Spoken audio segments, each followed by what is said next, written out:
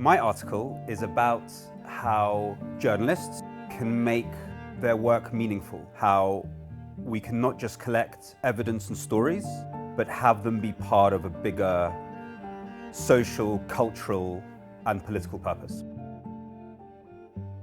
So when I use the term grand narratives of the past, I'm talking about things like the story of the battle for democracy in the Cold War, for example, where you had this connection between this larger story of the battle for rights and freedoms in the period after the Second World War and the early 1990s across the world. The stories of dissidents in Eastern Europe or South Africa or Latin America or South Asia who are all campaigning for the same ideas of rights and against similar forms of oppression, but also cultural stories, an idea of art that was very expressive, and jazz or modern art, which was all, again, very tied into an idea of the free expressive self. So you had a cultural story, a political story, which was part of a global political story. And that's fallen apart for many reasons. This language of freedom and rights was compromised by democratic governments doing very, very bad things. Iraq was invaded in the name of spreading democracy in the Middle East.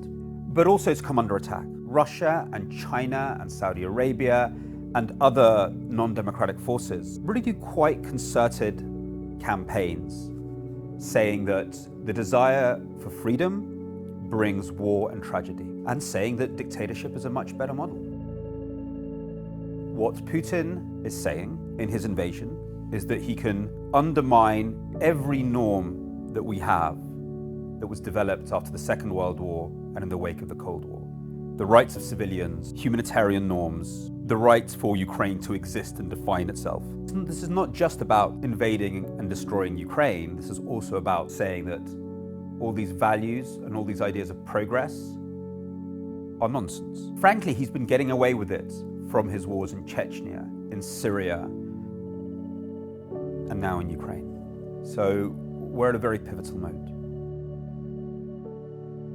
And we should remember that most of the grand narratives of the 20th century were connected to Enlightenment ideas of the future. And I think for many people across the world, the future has disappeared. Their children are going to live worse than them. They don't feel they're being listened to. And it's not a coincidence that a lot of the non-democratic leaders that we see in the world, who are either authoritarian or would like to be authoritarian, the Orbans and the Bolsonaros, and until recently the Dutertes, and of course the Putins, and of course the Trumps, and many, many others, they're all nostalgists. That's what they all have in common. They have no concept of the future, and they cater to people who don't have a sense that there is a future for them. The future of journalism is fostering a discussion about the future.